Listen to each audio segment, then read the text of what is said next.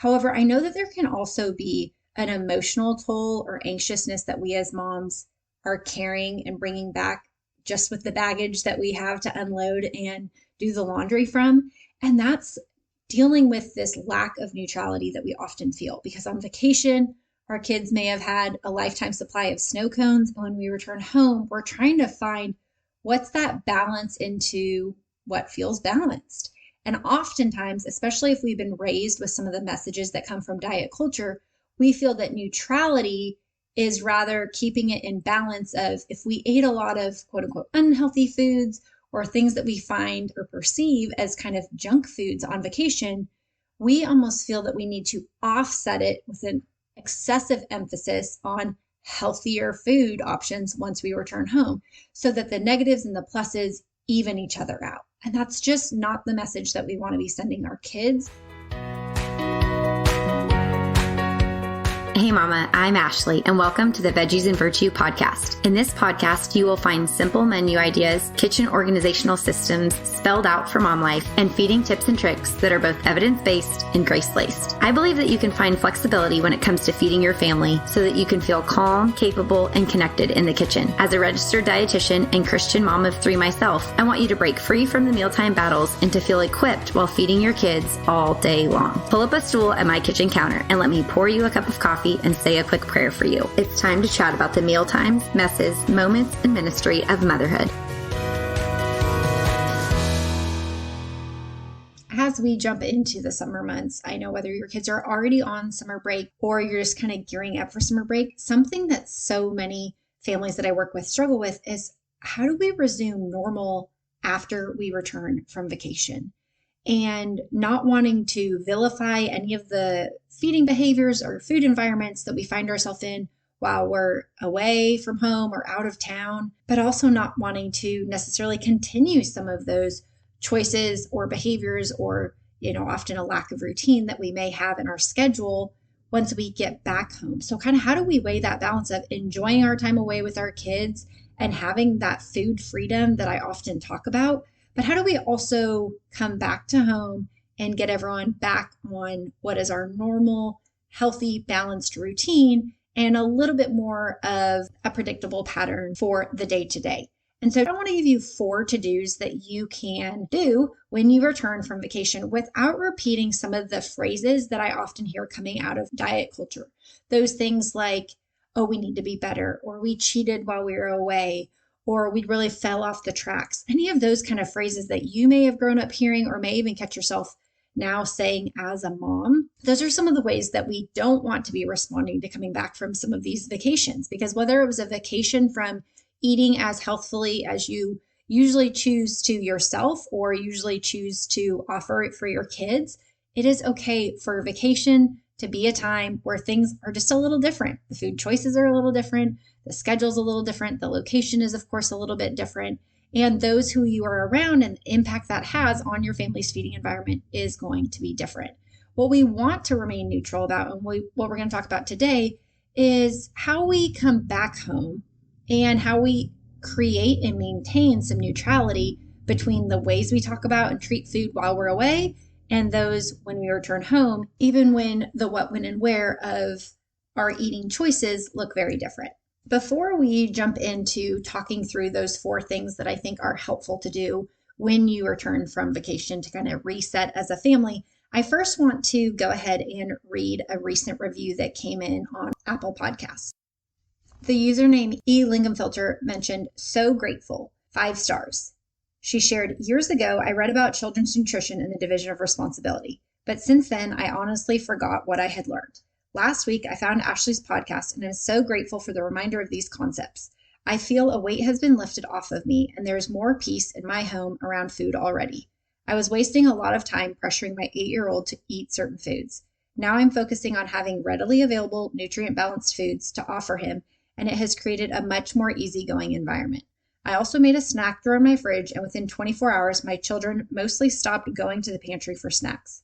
It's so convenient, and I can see that they feel grown up when they go to the snack drawer and choose their own snack. This podcast is blessing me right in time for summer. Thank you, Ashley." Well, eLingamfilter, I just want to say thank you so much. Thank you for being a listener. I'm so glad to have you here and that you found my show. And I'm so thankful that as a new listener, you already have taken the time to leave me a review, because these kinds of things truly bless me more than y'all know. Sometimes when I'm just talking into this microphone or hiding out in my closet, especially in these summer months when I too am juggling having kids home, it is helpful to know that this is valuable time spent. I always want to be prayerful and discerning of, is this my best yes in the season I'm in as a mom, but also as a pediatric dietitian? And I want to show up and serve each of you. And my hope and my goal and my prayer is that you do begin to feel, as you said, a much more easygoing feeding environment. And that some of these strategies that we talk about on the show are ones that you can instantly drag and drop into your own real life and see positive impacts and changes through. So I'm so thankful that this has not only impacted your family for good in a really short time, but very much thankful that you are willing to take your time to leave a review. If you have been a longtime listener or you are a new listener and you have never left a review on the Veggies and Virtue podcast, I just want to ask that you may consider doing that. All you have to do is scroll down on Apple Podcast, tap 5 stars to rate it, and then you can leave a short or a long review. I appreciate all the detail in this one, but really anything that you have to share that helps me know what is helpful for you, what content that you're using, and what you're seeing the most positive changes through is a great encouragement for me, but it also helps me know what kind of content I can continue to produce. So with that, I want to go ahead and dive into the content for today's show. And that's talking about these 4 things that you can do as you return from vacation. As moms, I know that we wear a lot of different hats, especially when it comes to not only just getting our family ready to go on vacation, but also as we return from vacation.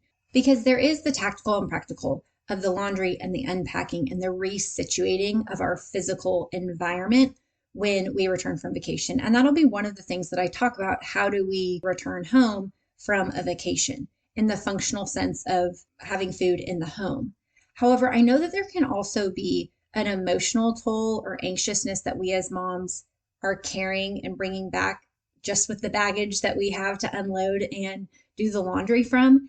And that's dealing with this lack of neutrality that we often feel, because on vacation, our kids may have had a lifetime supply of snow cones. And when we return home, we're trying to find what's that balance into what feels balanced. And oftentimes, especially if we've been raised with some of the messages that come from diet culture, we feel that neutrality is rather keeping it in balance of, if we ate a lot of quote unquote unhealthy foods or things that we find or perceive as kind of junk foods on vacation, we almost feel that we need to offset it with an excessive emphasis on healthier food options once we return home, so that the negatives and the pluses even each other out. And that's just not the message that we want to be sending our kids, especially when we have the opportunity to rewrite the way that our family looks at its relationship with food. So when we look at neutrality in the foods that we're offering and the way we approach our feeding environment as a family, we want to look at just getting back to neutral position. We want to look back at what is resuming normalcy look like. Not we need to make up for how we ate or how we acted when we were on vacation in attempts to balance it out, but how can we just get back to normal?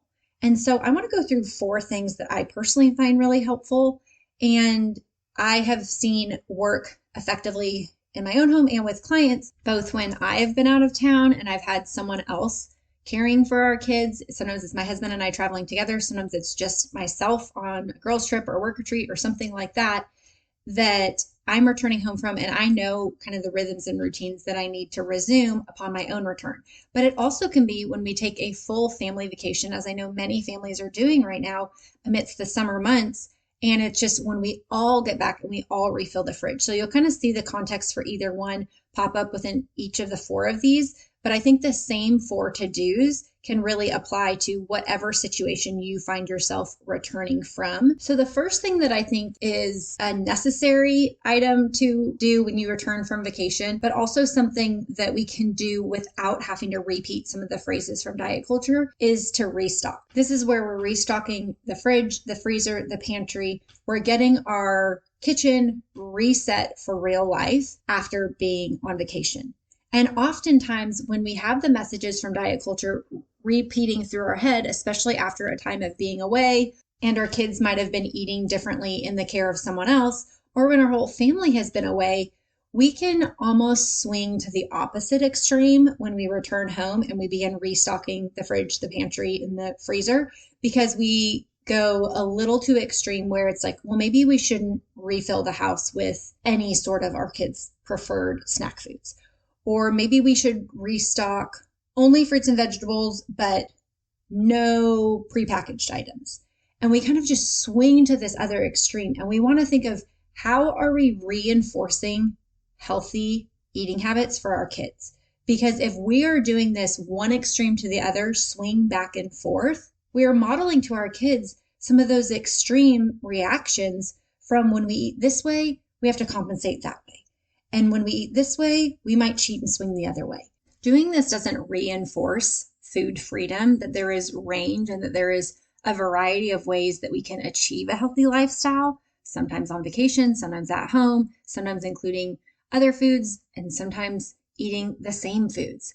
So we want to see what is that normal range for our family and restock accordingly. So these are kind of the add to cart items that you would have on a reoccurring basis. Just resume normal. Go and restock the foods that you know help you fuel your family effectively and efficiently.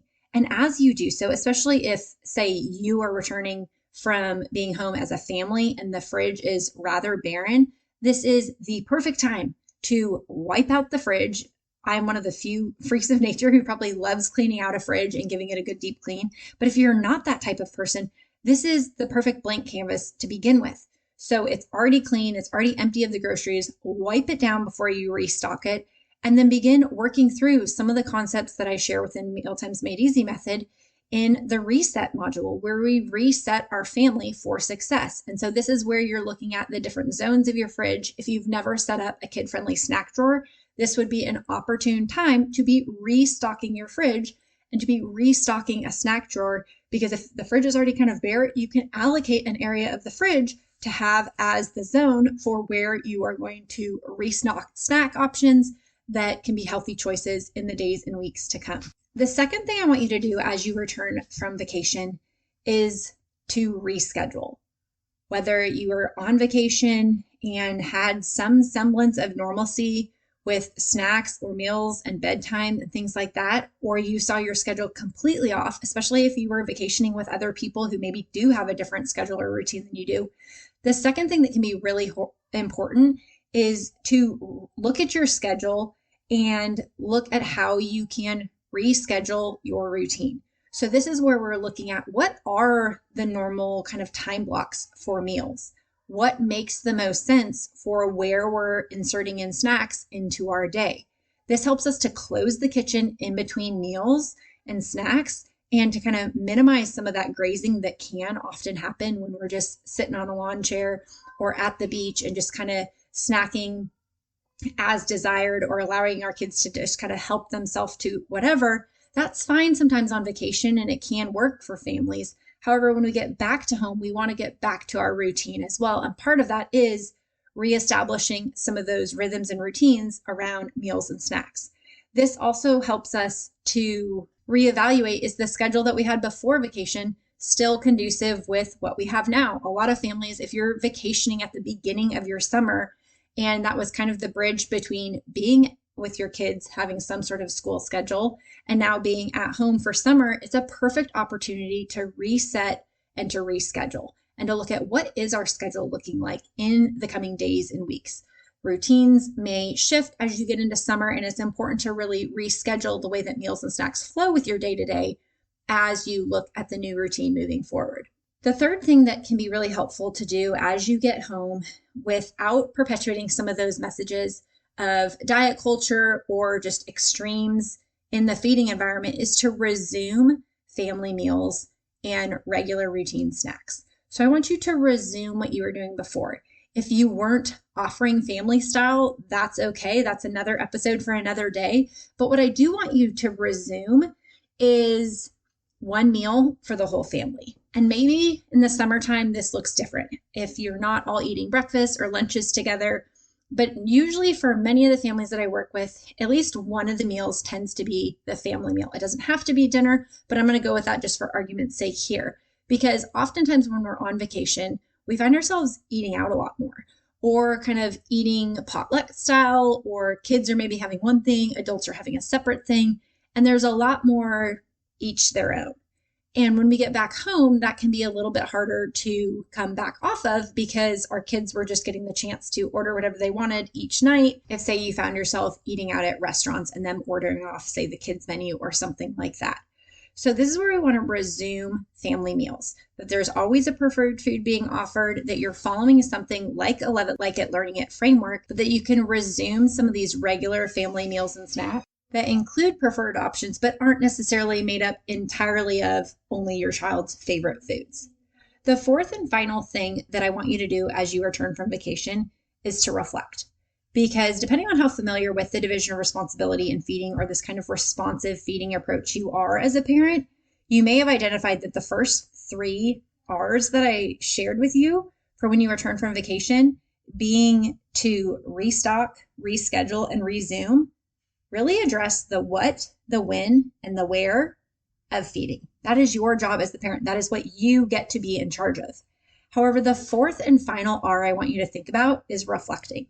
Because as parents, we don't get to control if, whether, and how much our kids eat. That is something that we want to equip them in. We want them to gain eating competence in so that they have the competence to decide if, whether, and how much they eat of a given food, both when we're on vacation and eating maybe differently than we normally do, and when they're at home and they are fueling up on those foods that have been restocked and they're back on the normal routine and schedule, and that they are resuming family meals. They still have that power to choose if, whether, and how much they're eating.